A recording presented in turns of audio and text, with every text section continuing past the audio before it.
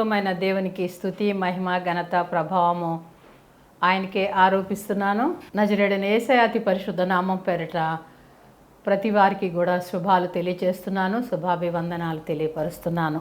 ఈ యొక్క ప్రోగ్రామ్ని స్పాన్సర్ చేసినటువంటి వారు మిస్టర్ డేవిడ్ సిద్దెల, అదేవిధంగా వైఫ్ డాక్టర్ సిద్దెల గుంటూరు. వీరి ప్రోగ్రామ్ని స్పాన్సర్ చేశారు. మరి సిద్దెల డేవిడ్కి అనారోగ్యంగా ఉండి హాస్పిటల్ అయిన తర్వాత ఆపరేషన్ కూడా చాలా క్రిటికల్ కండిషన్లో మరి ఆపరేషన్ అయింది. దేవుడు మరి ఆశ్చర్యకరమైన రీతిలో, అద్భుతకరమైన రీతిలో ఆ బిడ్డకి స్వస్థత ఇచ్చిన విధానాన్ని బట్టి వారు కృతజ్ఞతతోటి ఈ యొక్క ప్రోగ్రామ్ని స్పాన్సర్ చేశారు. ఆ బిడ్డకి సంపూర్ణమైన ఆరోగ్యాన్ని, స్వస్థతని దయచేసి అదేవిధంగా ఆ కుటుంబాన్ని తన మెండైన దీవెనలతో దీవించి ఆత్మీయంగా ఆ బిడ్డలు బలపడటానికి దేవుడు తన కృపని అనుగ్రహించునుగాక. ఈరోజు మనము పునరుద్ధానం అంటే ఏంటో తెలుసుకుందాము. ఎందుకంటే ఈస్టర్ అయిపోయింది కాబట్టి ఈరోజు పునరుద్ధానాన్ని గురించి మనము వివరంగా తెలుసుకుందాము. మొదటి కొరింథీ పత్రిక 15వ అధ్యాయము 20వ వచనాలు చూసినట్లయితే, ఇప్పుడైతే నిద్రించిన వారిలో ప్రథమ ఫలముగా క్రీస్తు మృతుల నుండి లేపబడి ఉన్నాడు. మనుషుని ద్వారా మరణము వచ్చెను కనుక మనుషుని ద్వారా మృతుల పునరుద్ధానము కలిగెను. ఆదామునందు అందరూ ఎలాగ మృతి పొందారో అలాగే క్రీస్తునందుకు అందరూ కూడా బ్రతికింపబడతారు.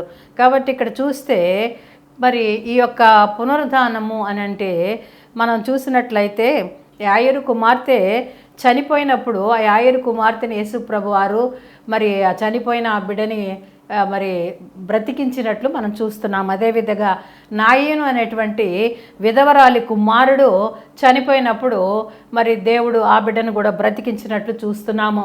లాజరు అనేటువంటి వ్యక్తి చనిపోయి 4 రోజులు సమాధిలో ఉంచబడినప్పుడు 4 రోజులు అయిపోయిన తర్వాత యేసు ప్రభువారు ఆ సమాధిలో ఉన్నటువంటి వ్యక్తిని లాజరు లేచిరా అని పిలిచినప్పుడు సమాధిలో ఉన్నటువంటి ఆ కుళ్ళిపోయిన ఎముకలు, ఆ శరీరము దేవుని యొక్క స్వరాన్ని విని బ్రతికి లేచి బయటకు వచ్చినట్లుగా మనం చూస్తున్నాము.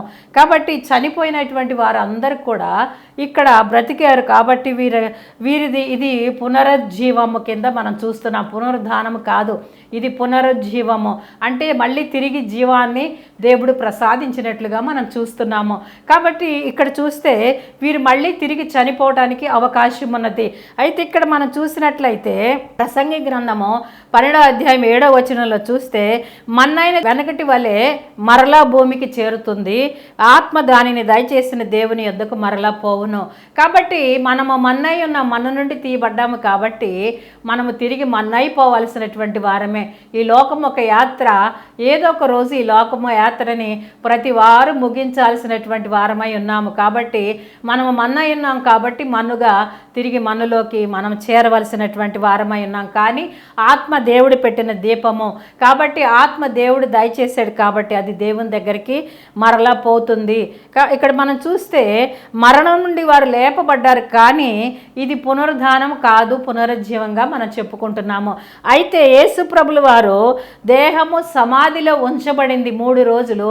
3వ రోజున యేసు ప్రభు వారు తిరిగి లేచారు. అంటే ఆయన మహిమ శరీరముతోటి, మహిమ దేహముతోటి ఆయన మరెన్నడూ కూడా మరణించకుండా ఉండేటట్లు ఆయన లేచాడు. కాబట్టి దానిని పునరుద్ధానముగా మనము చెప్పుకొంచున్నాము. కాబట్టి ఆయనకి ఇంకా మరణం అనేది లేదు. మరణపు ముళ్ళుని విరిచి ఆయన తిరిగి లేచి పరలోకానికి ఆరోహణమై వెళ్ళాడు. కాబట్టి ఆయన తిరిగి మరలా త్వరలో రాబోతున్నాడు. కాబట్టి అది పునరుద్ధానంగా మనం చూస్తున్నాము. ఆయన నిత్యము సజీవుడిగా ఉండేటువంటి దేవుడిగా చూస్తున్నాం. అలాగే మానవులు అంతా లేపబడతాము. మేలు చేసిన వారు జీవ పునరుద్ధానంకి, కీడు చేసినటువంటి వారు తీర్పు పునరుద్ధానానికి బయటకు వస్తారు. మనం చనిపోయినా కూడా తిరిగి లేపబడతామని ఒక నిరీక్షణ క్రైస్తవుల్లో చాలామందికి ఉన్నది. కాబట్టి క్రైస్తవులకి ఉన్నటువంటి నిరీక్షణ ఏంటంటే చనిపోయి మనము తిరిగి లేపబడతాము అనేటువంటి విశ్వాసముతో మనం ఉన్నాము. కాబట్టి అదేవిధంగా ప్రతి వారు కూడా తెలుసుకోవాల్సినటువంటి విషయం ఏంటంటే మనం కుక్కగానో, నక్కగానో, లేక లేకుంటేనే మనం చేసినటువంటి పాపాలను బట్టి వచ్చే జన్మలో ఇంకేదో రకంగా పుడతారు అని చెప్పేటువంటి మాటలన్నీ కూడా వ్యర్థమైనటువంటి మాటలు.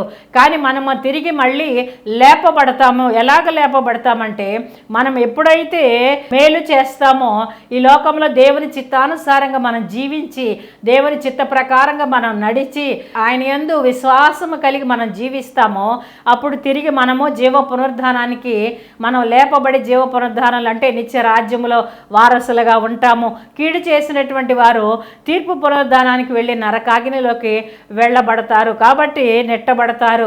ఆ విధంగా మనం చూస్తే ప్రభువారు శిలువ మరణ పునరుద్ధానము ద్వారా మానవులకి ఉచితంగా ఏం అనుగ్రహించబడిందంటే రక్షణ ప్రాప్తించాను. కాబట్టి ఆ రక్షణ ద్వారా ఎవరైతే మారు మనసు రక్షణ పొందుకుంటారో, దేవుని యొక్క శిలువ మరణ, యేసు ప్రభుల వారి శిలువ మరణ పునరుద్ధానాన్ని ఎవరైతే విశ్వసిస్తారో, ఆయన యొక్క మార్గంలో ఎవరైతే నడుస్తారో, ఆ మార్గంలో నడిచినటువంటి వారందరూ కూడా వారందరి రక్షణలోకి, వారికి రక్షణ, నువ్వు రక్షణ కోరుకుంటే నేను ఇవ్వక మానుదునా అని కీర్తన గ్రంథము 12వ అధ్యాయంలో మనం చూస్తున్నాము.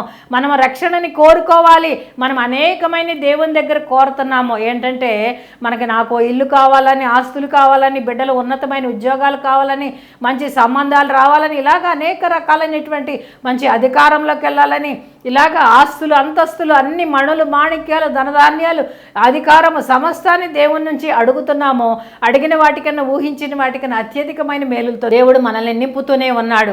కాబట్టి ఇక్కడ మనం చూసినట్లయితే ఇక్కడ మనం రక్షణను కోరుకోవాలి. ఎప్పుడైతే మనం రక్షణలోకి నడిపించబడతామో తద్వారా నిత్య జీవం పొందటానికి ఆ మార్గము మనకి ఏర్పాటు చేయబడింది యేసు ప్రభుల వారి శిలువ మరణ పునరుద్ధానము ద్వారా. కాబట్టి ఇక్కడ మనకి ఇచ్చిన వాగ్దానం ఏమైనదంటే నిత్య జీవం అనుగ్రహించుట అనేదే మనకి వాగ్దానంగా ఉన్నది. కాబట్టి దేవుడు ఇచ్చినటువంటి వాగ్దానం ఇచ్చిన దేవుడు నమ్మదగిన దేవుడు. ఆయన నిత్య జీవాన్ని మనకి ఇవ్వాలని పరలోక స్థుతులు విడిచిపెట్టి భూమి మీదకి వచ్చి, దైవ మానవుడిగా ఈ భూమి మీదకి వచ్చి దాసుని స్వరూపము ధరించి శిలువలో బలియాగం చేసి ఆయన నిందలు ఆయన మీద మోపారు, ఆయన మీద ఉమ్మి వేశారు, ఆయన కొరడా దెబ్బలు తిన్నారు, వీపు దున్నబడింది, చెంపలు పెరికివేయబడ్డాయి, శిరస్సును ముండ్ల కిరి పెట్టబడింది.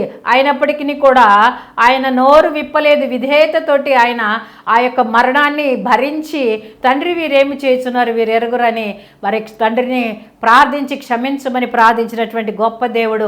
ఆయన శిలువ మరణ పునరుద్ధానం ద్వారా మనకిచ్చినటువంటి నిత్య జీవంలో మనము ప్రవేశించాలి. నిత్య జీవం అంటే ఏంటి అనేది, ఏమై ఉన్నది అనేది చూస్తే యోహాను సువార్త 17వ అధ్యాయం 3వ వచనం చూస్తే, అద్వితీయ సత్య దేవుడను నిన్నును నీవు పంపిన యేసుక్రీస్తును ఎరుగుటయే మరి నిత్య జీవము.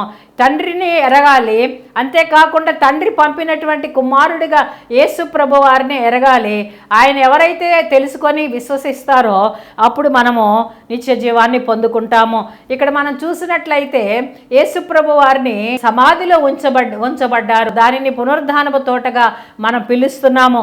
ఆదివారం ఇంకా చీకటిగా ఉన్నప్పుడే మగ్దలేని మరియా మరి సమాధి వద్దకు వచ్చి సమాధి మీద రాయితీ బట్ట చూచినట్లుగా మనం చూస్తున్నాము. కాబట్టి ఇక్కడ కొన్ని సంభవాలు జరిగినట్లుగా మనం చూస్తున్నాము. అవి మొట్టమొదటిగా ఏమి జరిగిందంటే సమాధి తెరవబడుట చూస్తున్నాము. అయితే ఆ సమయంలో మహాభూకంపం వచ్చినట్లుగా మత్తయి సువార్త 27వ అధ్యాయము 51, 52 వచనాల్లో మనం చూసినట్లయితే పెద్ద భూకంపం వచ్చినట్లుగా, అది మహాభూకంపంగా వచ్చినట్లుగా, ఆ భూకంపం ఎప్పుడైతే వచ్చిందో సమాధికి అడ్డుగా పెట్టబడినటువంటి రాయి దొర్లించబడి ఆ సమాధిలో ఉన్నటువంటి యేసు ప్రభుల వారు లేచినట్లుగా, ఆయన మృత్యుంజయుడిగా తిరిగి లేచేటప్పుడు భూమి వణికినట్లుగా మనం చూస్తున్నాము. వెంటనే ఆమె అక్కడికి పరిగెత్తుకొని పోయి పేతురు యోహాను దగ్గరికి వెళ్ళి ఏం చేస్తుందంటే, ఆ ప్రభువు దేహం సమాధి నుండి ఎవరో ఎత్తుకొని పోయారని ఆమె పేతురు యోహాను దగ్గరికి ఆ సమాధి తోట దగ్గర నుంచి ఆ యొక్క పట్టణంలోకి పరిగెత్తుకొని వెళ్ళింది. ఆమె మరి పరిగెత్తుకొని వెళ్ళటమే కాకుండా వారికి సమాచారాన్ని అందించింది. యేసుప్రభు వారు ఆ సమాధిలో లేరు, ఎవరో ఆయన ఎత్తుకొని పోయి ఉన్నారు అని వారికి చెప్పినప్పుడు పేతురు యోహాను కూడా వారు కూడా పరిగెత్తుకుంటూ పట్టణంలో నుంచి సమాధి తోటకి పరిగెత్తుకుంటూ వచ్చినప్పుడు ముందుగా యోహాను పరిగెత్తుకొని వెళ్ళి ఆ సమాధిలోకి తొంగి చూచి చూచినట్లుగా చూస్తున్నాము. పేతురు కంటే ముందుగా యోహాను వెళ్ళాడు. అక్కడ నారబట్ట పడియుండుట చూచాడు. అంతేకాకుండా అతడు చూచి నమ్మి గ్రహించాడు. ఆ నారబట్ట ఏమై ఉన్నదంటే యేసుప్రభు వారు చనిపోయిన తర్వాత శిలువ మ్రాను మీద నుండి దించి ఆయనకి నార వస్త్రాలు చుట్టబడినట్టుగా, ప్రశస్తమైన నార వస్త్రాలు చుట్టబడినట్లుగా మనం చూసాము. కాబట్టి ఆ నార వస్త్రాలు అక్కడ విడిచిపెట్టినట్లుగా ఆయన మహిమ వస్త్రాలు ధరించుకున్నట్లుగా గ్రహించాడు. యోహాను చూచాడు, గ్రహించాడు, విశ్వసించాడు. అయితే ప్రభు తన పునరుద్ధారం గురించి ఎన్నో పర్యాయాలు శిష్యులతోటి అనేక మందితోటి చెప్పినప్పటికీ కూడా శిష్యులు దానిని గ్రహించలేనట్లుగా మనం చూస్తున్నాము. అయితే వచ్చి చూచిన వీరిద్దరు కూడా పిలిచినటువంటి మరియతో ఒక్క మాట కూడా చెప్పకుండా వారు తిరిగి వెనక్కి వెళ్ళినట్లుగా మనం చూస్తున్నాము. రెండవదిగా మనం చూస్తే చెవులు తెరవబడట మనం చూస్తున్నాము. ఆమె ఒంటరిగా నిలవబడి వెక్కి వెక్కి ఏడుస్తున్నది. ఎందుకంటే వారు వచ్చి పిలిచిన వారు వచ్చి చూసి ఏం మాట్లాడుకుని వాళ్ళు వెళ్ళిపోయారు. కాబట్టి మరి అక్కడ వెక్కి వెక్కి ఏడుస్తున్నట్లుగా మనం చూస్తున్నాము. ఆమె యొక్క ప్రేమ, భక్తి, ఆ భావము అక్కడ మనం చూడగలుగుతున్నాము. ఆమె ఎడల ప్రభువు చేసిన ఆశ్చర్యకార్యాలను బట్టి, ఆమె ఎడల చూపించిన కృపను బట్టి ఆమె ప్రభువుని జ్ఞాపకం చేసుకొని ఆమె విస్తారమైన ప్రేమతోటి ఆ కన్నీళ్లు ఆగటం లేదు, ప్రభువారు కనిపించలేదని ఆ వేదనతోటి ఆమె మరి కన్నీరు విడుస్తూ ఆ ప్రభు యొక్క దేహము శత్రువులు దొంగిలించుకెళ్ళారేమో తలస్తూ ఏడుస్తూ మరి రోధిస్తున్నది. ఆమె ఆ సమాధిలో వంగి చూసినప్పుడు, మళ్ళీ వెళ్ళి ఆమె సమాధిలోకి వెళ్ళి తొంగి చూచినప్పుడు తెల్లని వస్త్రాలు ధరించినటువంటి ఇద్దరు దూతలు వారి మరి పేతురు యోహానులు చూడలేకపోయారు. కానీ ఈమె బాధ, వేదన మరి తండ్రి అయినటువంటి దేవుడు గమనించి ఆమెకి మరి సమాచారాన్ని అందిస్తున్నాడు. అయితే ఇక్కడ చూస్తే మరి సమాధిలో మరొకసారి తొంగి చూసినప్పుడు ఈమె అక్కడ ఇద్దరు తెల్లని వస్త్రాలు ధరించినటువంటి వారిని ఆమె చూడగలిగింది. వారు మరి అక్కడ ఒకళ్ళేమో యేసుప్రభు వారిని ఉంచబడిన స్థలంలో తలవైపు ఒకళ్ళు, కాళ్ళ వైపు ఒకళ్ళు దూతలు ఉన్నట్లుగా చూస్తున్నాము. అయితే కూర్చుండటాన్ని చూస్తే స్థిరత్వానికి మరి సాదృశ్యంగా ఉన్నది. ఆ ధర్మశాస్త్ర ప్రకారంగా ఇద్దరు సాక్షులు ఒక విషయాన్ని గురించి సాక్ష్యం చెప్తే అది స్థిరపరచబడుతుంది. కాబట్టి ప్రభువారి యొక్క మరి మరణానికి ముందు రూపాంతర కొండ మీద ఏలియా, మోషేలు ఇద్దరు వారు కనిపించి ఆయన్ని బలపరిచినట్లు మనం చూసాము.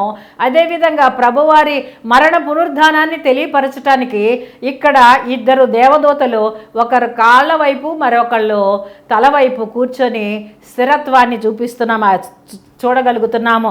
అయితే ఈ విషయాన్ని ఆమెకి తెలియపరచడానికి వారు ఎదురు చూస్తూ నారని గ్రహిస్తున్నాము మనము. కాబట్టి వాళ్ళు ఆమెకి ఈ విషయాన్ని తెలియపరచాలని వారు అక్కడ స్థిరంగా కూర్చొని ఆమె కొరకు ఎదురు చూస్తున్నారు.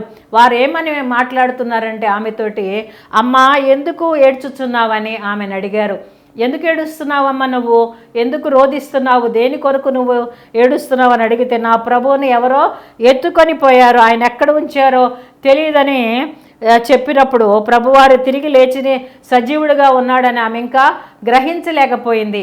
ఆమె గ్రహించలేక వారిని ఆ ప్రశ్నని మళ్ళీ వేస్తున్నది. నా ప్రభువారిని ఎవరో తీసుకెళ్లారు కాబట్టి ఆయన ఎక్కడ ఉంచారో నాకు తెలియదని ఆమె ఆ మాట ఎప్పుడైతే చెప్పి వెనుదిరిగిన వెంటనే యేసుప్రభుల వారు నిలిచి ఉండట ఆమె చూచింది. కానీ ఆయన యేసుప్రభు వారని గుర్తుపట్టలేకపోయింది.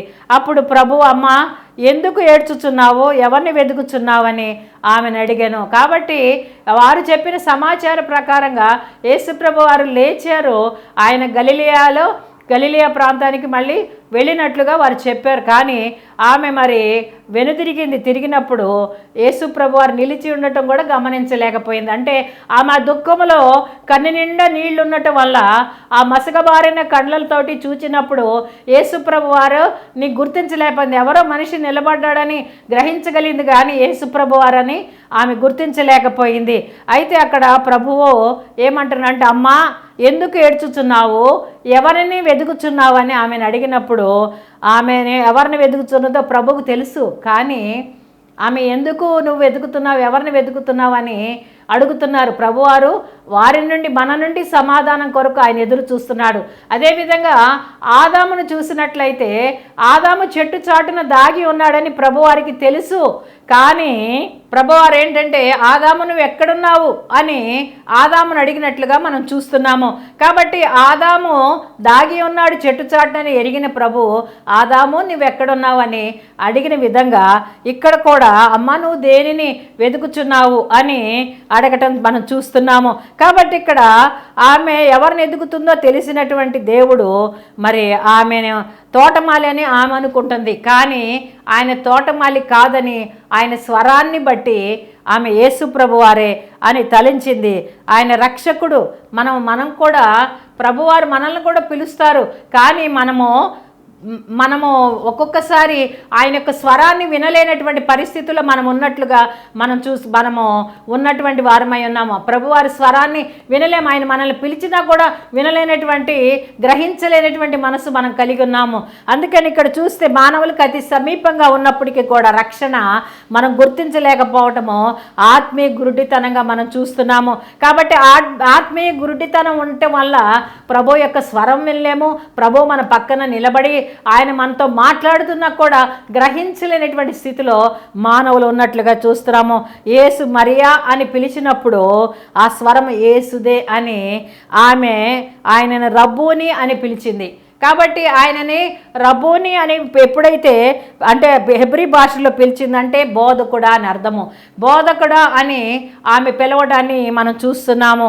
అప్పుడు ఆమె చెవులు తెరవబడినట్లుగా ఎప్పుడైతే మరియాని యేసు ప్రభు వారు పిలిచారో అప్పుడు ఆమె యొక్క చెవులు తెరవబడినట్లుగా మనం చూస్తున్నాము. కాబట్టి ఇక్కడ చూస్తే మూడవదిగా కన్నులు తెరవబట్ట. లూకాసు వార్త 24వ అధ్యాయము 13వ వచనం చూస్తే యెరూషలేమునకు ఆమడ దూరంలో ఎమ్మాయి అనేటువంటి గ్రామానికి వెళుతున్నటువంటి వారు ఈ జరిగిన సంగతుల గురించి మాట్లాడుకుంటున్నారు. యేసే తానే వారి దగ్గరికి వచ్చి వారితో నడిచినట్లుగా మనం చూస్తున్నాము. యెరూషలేముకు ఆమడ దూరంలో ఎమ్మాయి గ్రామానికి ఇద్దరు వెళుచూ ఉన్నప్పుడు అక్కడ జరిగిన సంగతుల గురించి వారు మాట్లాడుకుంటూ వెళ్తున్నప్పుడు యేసు ప్రభు వారు తానే వారి మధ్యలోకి వచ్చి వారితో నడిచినట్లుగా మనం చూస్తున్నాము. అయితే వారు ఆయన్ని గుర్తుపట్టకుండా వారి కన్నులు మూయబడినట్లుగా మనం చూస్తున్నాము. కాబట్టి శక్తి కలిగినటువంటి ప్రవక్త అయినటువంటి నజరేయుడైన యేసుని ప్రధాన యాజకులు అధికారులు మరణశిక్షకి అప్పగించారు. మాతో కూడా నన్న కొందరు సమాధి యొద్దకు వెళ్ళి ఆ స్త్రీ చెప్పినట్లు కనుగొనిరి, కానీ ఆయన చూడలేకపోయిరి అని వారు యేసు ప్రభు వారితో చెప్తున్నారు. కాబట్టి శక్తి కలిగినటువంటి ప్రవక్త అనేటువంటి నజరేయుడైనటువంటి యేసు ఆయన మీద నేరము మోపి ప్రధాన యాజకులు అధికారులు ఆయన శిలువ మరణానికి అప్పగించారు. ఆయన సమాధిలో ఉంచారు. అయితే మాతో కూడా కొంతమంది ఉన్నటువంటి వారందరం కూడా మేము వెళ్ళి సమాధి దగ్గరికి వెళ్ళి చూసినప్పుడు ఆ సమాధి ఖాళీగా ఉండటం మేము చూసాము. కాబట్టి ఆ స్త్రీని చెప్పినట్లు మేము అక్కడ కనుగొన్నాము. సమాధిలో యేసు ప్రభు వారు లేనట్లుగా మేము చూస్తున్నాము. కాబట్టి వారి ప్రక్కనే నడుచుతున్నటువంటి ప్రభువారు వారు చూడలేనటువంటి అంధత్వంలో ఉన్నట్లుగా మనం చూస్తున్నాము.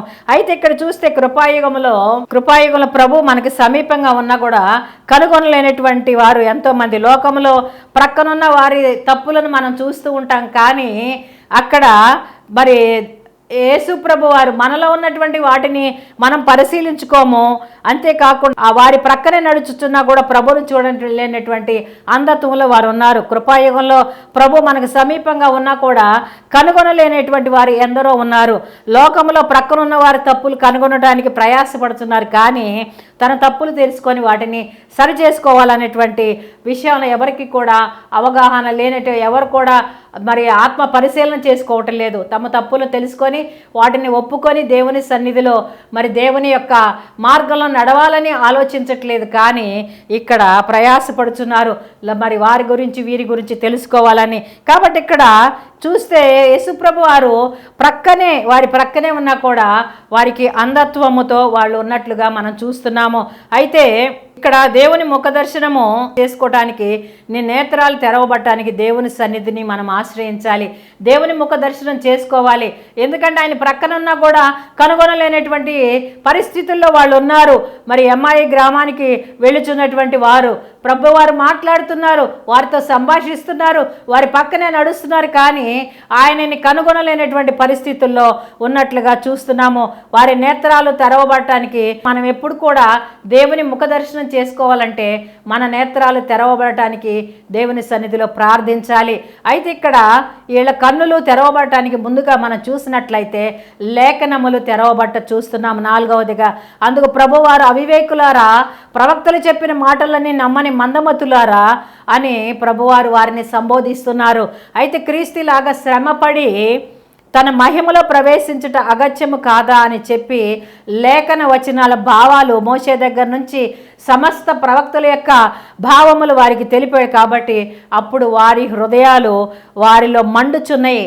కాబట్టి ఎప్పుడైతే యేసుప్రభులు వారు ఈ విధంగా చెప్పారో, చెప్తున్న మాటలు వింటున్నప్పుడు వారి హృదయాలు మండుతున్నట్లుగా వారు ఫీల్ అయ్యారు. చూడండి, మనం కూడా పరిశుద్ధ లేఖనాల్లో కొన్ని వాక్యాలు చెప్తున్నప్పుడు కొంతమందికి అవి వారికి వర్తించుకొని వారి హృదయాలు మండుతున్నట్లుగా ఫీల్ అవుతారు చాలామంది. కొంతమంది నువ్వేంటి ఇలా చెప్పావు, ఇలాగ బోధించేవేంటి, ఇలాగ ఖండించేవేంటి అని చెప్పేటువంటి బోధకుల మీద కూడా ఎదురు తిరిగేటువంటి పరిస్థితులు కొన్ని చోట్ల మనం చూస్తున్నాము. కాబట్టి ఇక్కడ మనం చూసినట్లయితే వారి దేవుని చెప్పినటువంటి మాటలను వింటున్నప్పుడు వారి హృదయం మండుచున్నట్లుగా, వారి ఒకరితో ఒకరు మాట్లాడుకుంటున్నట్లుగా చూస్తున్నాము. కాబట్టి ఇక్కడ ఎప్పుడైతే వారు ఇవన్నీ యేసుప్రభు వారు చెప్పారో, లేఖన భావాలను ప్రవచనాలను ఎప్పుడైతే మరి మోషే దగ్గర నుంచి సమస్త ప్రవక్తల గురించి వారికి తెలిపినప్పుడు వారి హృదయములో మండుచుండి, వారు లేఖనాలు ఎప్పుడైతే తెరవబడ్డాయో వారి హృదయము మండుచున్నట్లుగా వారికి వారే మాటలతో చెప్తున్నట్లుగా చూస్తున్నాము. వారి గ్రామం దగ్గరకు వచ్చేసింది. యేసుప్రభు వారు వారితో పాటు వారి గ్రామానికి కూడా వారు రమ్మని ఇన్వైట్ చేశారు, ఆయన్ని ఆహ్వానించారు, మాతో పాటు రమ్మని. యేసుప్రభు వారు ఆ గ్రామానికి వెళ్ళటం జరిగింది. అంతేకాకుండా అక్కడ చూసినట్లయితే ఆ గ్రామంలోకి వెళ్ళినప్పుడు వారు భోజనానికి కూర్చున్నప్పుడు ఒక రొట్టెని పట్టుకొని ఎత్తి స్తోత్రము చేసి దాన్ని వారికి ఇచ్చినప్పుడు వారి కన్నులు తెరవబడ్డాయి. ఎప్పుడైతే ప్రభువారు వారిచ్చినటువంటి రొట్టెని తీసుకొని తన చేతులతో ఎత్తి పట్టి మరి ఆ రొట్టెని పట్టుకొని ఎత్తి స్తోత్రాలు ఎప్పుడైతే చెల్లించారో దాన్ని వారికి ఇచ్చినప్పుడు వాళ్ళ కన్నులు తెరవబడినట్లు మనం చూస్తున్నాము. పరిశుద్ధ గ్రంథాల్లో అనేక మర్మాలు మనము తెలుసుకోవాలంటే ప్రతి దినము కూడా పరిశుద్ధ లేఖనాలు మనం చదవాలి. ఎన్నో మర్మాలు దాచి ఉంచాడు ప్రభువారు మన కొరకు. ఆ మర్మాలు గ్రహించగలగటానికి పరిశుద్ధాత్మని భూమి మీద ఉంచాడు. ఎందుకంటే ఆయన మనకు మంచి బోధకుడిగా పరిశుద్ధాత్ముడు ఈ భూమి మీద ఉన్నాడు. మన తప్పులను ఒప్పింపచేసి మనల్ని సత్య మార్గంలో నడిపించటమే కాకుండా వాక్యములో ఉన్నటువంటి మర్మాలను మనకు బోధించి మనల్ని మరి దేవుని యందు విశ్వాసములో నడిపించడానికి పరిశుద్ధాత్మ ఈ భూమి మీద ఉన్నాడు. కాబట్టి పరిశుద్ధాత్మ శక్తిని మనము ఆశ్రయించాల్సినటువంటి వారమై ఉన్నాము. కాబట్టి ఇక్కడ మనం చూస్తే వారి లేఖనాలు తెరవబట్టమే కాకుండా ఈ లేఖనాలు గ్రహించిన తర్వాత ఈయనే యేసుప్రభులు వారు అని తెలుసుకోవడానికి ఎప్పుడైతే కృతజ్ఞతాస్తుతులు చెల్లించి రొట్టె విరిచి వారికి ఇచ్చారో ప్రభువారు, వారి కన్నులు కూడా తెరవబడ్డాయి. ఆయనే యేసుప్రభు వారని వారు గ్రహించినట్లుగా చూస్తున్నాము.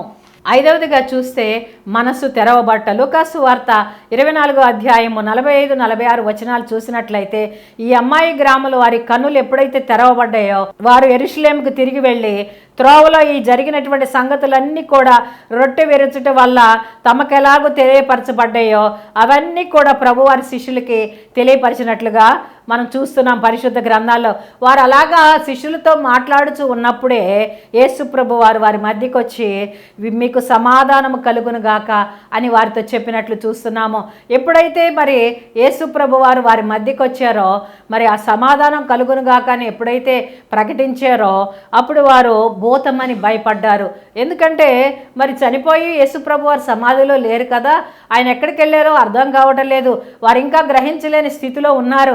అలాంటి పరిస్థితుల్లో యేసుప్రభు వారు వారి మధ్యకు వచ్చి మీకు సమాధానం కలుగును గాక అనే మాట అనటంతో వారు భయాందోళనకు గురైపోయారు. అంతేకాకుండా భూతమేమో మన మధ్యకు వచ్చిందేమో అని వారు భయపడిపోయినప్పుడు ప్రభువారు చేతులు చాపి వారికి చూపించి, నా చేతులు నా పాదాలు చూడండి, నన్ను పట్టి చూడండి అని వారు కాల్చినటువంటి చేప ముక్కను తీసుకొని ఆయన తిని ఆయన వారికి ఆ ముక్కని ఆయనకి ఇచ్చినప్పుడు ఆయన దాన్ని తీసుకొని వారి ఎదుటే భుజించినట్లుగా చూస్తున్నాము.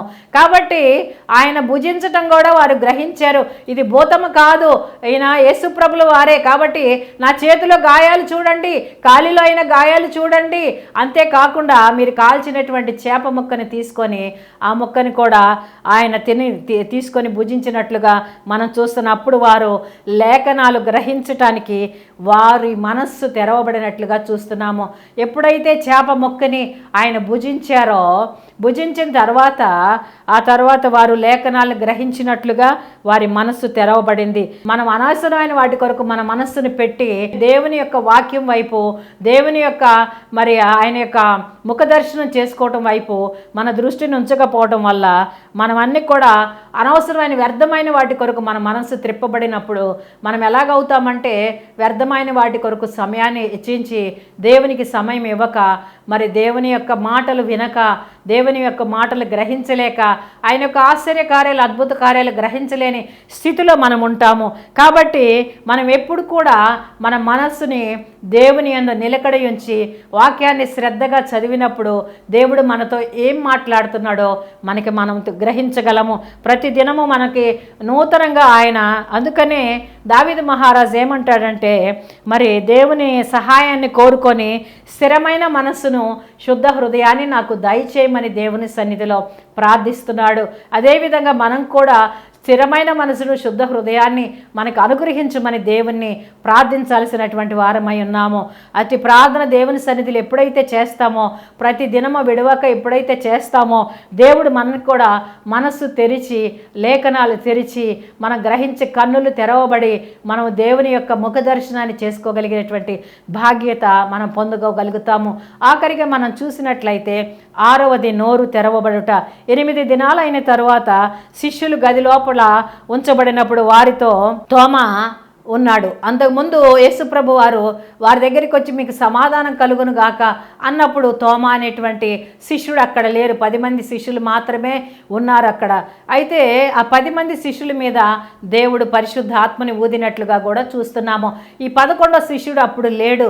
అతను ఎక్కడున్నాడంటే, అతను తిరిగి వచ్చినప్పుడు జరిగిన విషయాన్ని ఆ శిష్యులు చెప్పినప్పుడు, నేనైతే నమ్మను, ఆయన చేతులు గాయాల్లో ఏలు పెట్టి చూస్తే తప్ప ఆయన యేసు ప్రభు వారని నేను నమ్మను అని ఎప్పుడైతే శిష్యులతో అన్నారో, మన హృదయంలో ఏమైతే తలంపు పుట్టకముందే ఎరిగినటువంటి దేవుడు తోమా అన్న మాటలు ఆయన ఎరిగి ఉన్నాడు. కాబట్టి తలుపులు మూసి ఉన్నప్పుడు 8వ రోజున తలుపులు మూసి ఉన్నప్పుడు మళ్ళీ యేసు ప్రభు వారు ఆ శిష్యుల దగ్గరికి వచ్చి నిలబడి మీకు సమాధానం కలుగును గాక అని తోమాని చూచి ఏమంటున్నాడంటే, వ్రేలినిటి చాచి నా ప్రక్కలో ఉంచి అవిశ్వాసి కాకో విశ్వాసిగా ఉండమంటున్నాడు.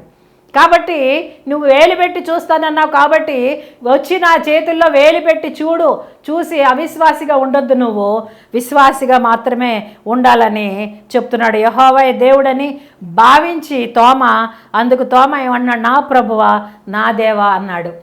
అప్పుడు గ్రహించాడు అతను తోమా, నా ప్రభువా నా దేవా అని పిలవడం మొదలేసినట్లుగా చూస్తున్నాము.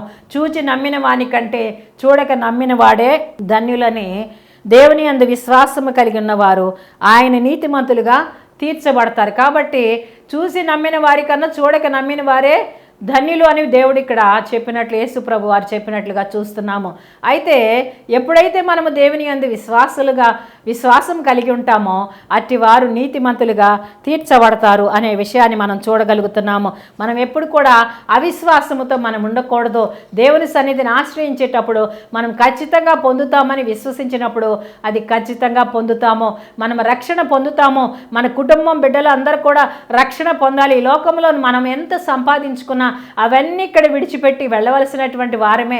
రక్షణ అనేది, మారు మనసు రక్షణ అనేది పొందుకున్నట్లయితే ఖచ్చితంగా మనము నిత్య రాజ్యములో, దేవుని యొక్క రాజ్యములో మనము ఆయన ముఖ దర్శనము చేసుకుంటూ ఎలాంటి మనకి మన ఎలాంటి దుఃఖం అనేది లేకుండా ఎల్లవేళలా సంతోషంగా మనము ఉండటానికి దేవుడు మనకి కృపని అనుగ్రహిస్తాడు.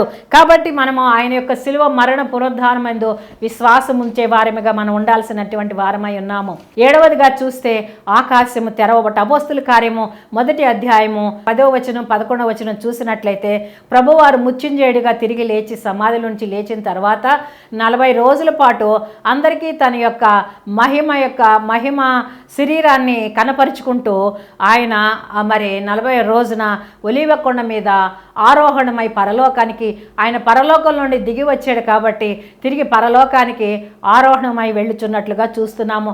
అప్పుడు తెల్లని వస్త్రాలు ధరించినటువంటి 2 మనుషులు ఆయన యొద్ద నిలిచి, వారి యొద్ద నిలిచి ఏమంటున్నారు, గలిలయ మనుషులారా, మీరెందుకు నిలిచి ఆకాశం వైపు చూచుతున్నారు?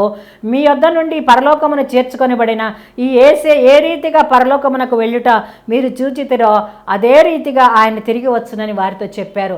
కాబట్టి ఏ విధంగా అయితే పరలోకానికి ఆరోహణమై వెళ్ళుచున్నాడో అదే విధంగా తిరిగి మళ్ళీ 2వ రాకడలో ఆయన రాబోతున్నాడు. కాబట్టి ఆయన ఇచ్చినటువంటి మరి రక్షణని, ఆయన ఇచ్చినటువంటి విమోచనని మీరు జ్ఞాపకం చేసుకొని మారు మనసు రక్షణ పొందుకొని సిద్ధపాటు కలిగి రాబోయే పెండ్లి కుమారుని ఎదుర్కోవటానికి మీరు సిద్ధపాటు కలిగి మెళుకు కలిగి ఉండండి అని వారు హెచ్చరించినట్లుగా చూస్తున్నాము. నీ కొరకు పరలోక స్తుతులు విడిచిపెట్టి భూమి మీద నీ నా కొరకు ఆయన సిలువలో మరణాన్ని, ఘోర సిలువ మరణాన్ని పొంది ఆయన మనకిచ్చినటువంటి ప్రభువారు మనకిచ్చినటువంటి విమోచనని, అపవాది నుంచి విమోచించి ఆయన ప్రశస్తమైన రక్తాన్ని వెలచెల్లించి ఆయన మనల్ని విమోచించారు. ఆ విమోచనని మనం జ్ఞాపకం చేసుకోవాలి. ఆయన సొత్తుగా చేసుకున్నారు. ఇది దేహము, ఆయన దేవుని ఆలయమైనది దేహము. ఈ దేహాన్ని ఎవరు పాడు చేస్తే వారిని పాడు చేస్తానన్నారు. కాబట్టి ఆయన సొత్తు అయిన మనము ఆయన యందు విశ్వాసము కలిగి ఆ రక్షణ మార్గంలో మనం నడిపించబడాలని హృదయం అనే తలుపు దగ్గర నిలబడి తట్టుచున్నారు. ఎవరైతే తలుపు తీస్తారో వారితో పాటు ఆయన కూడా నేను వారు కలిసి మేము భోజనం చేస్తామని సెలవిచ్చి ఉన్నారు. కాబట్టి పరలోక పట్టణంలో మనందరం కూడా మన వారసులుగా చేయటానికి ఆయన చేసినటువంటి గొప్ప త్యాగాన్ని మనం జ్ఞాపకం చేసుకొని ఆ మార్గంలో మనందరం కూడా నడవాలని దేవుని యొక్క ప్రణాళిక అయినది. మనందరికీ నిత్య జీవన్ ఇవ్వడం కొరకు ఆయన పరలోక స్థుతులు విడిచిపెట్టి భూమి మీదకి వచ్చారనే విషయాన్ని ప్రతి దినము ప్రతి క్షణము జ్ఞాపకం చేసుకోవాలి. మనం మన్నై ఉన్నాం కాబట్టి తిరిగి మనలోకి వెళ్తాము. ఆత్మ దేవుడు పెట్టిన దీపం కాబట్టి ఆత్మని మనం ఆర్పకుండా దేవునితోటి మమైక్యమైపోయి దేవునితో అంటుకట్టబడి ఆయనకి యోగ్యకరమైన పాత్రలుగా ఉండి ఆయన నిత్యరాజ్యముల ప్రతి వారు వారసులుగా ఉండటానికి దేవుడు తన ఆత్మతోటి ప్రతి వారిని బలపరిచి ఆశీర్వదించునుగాక.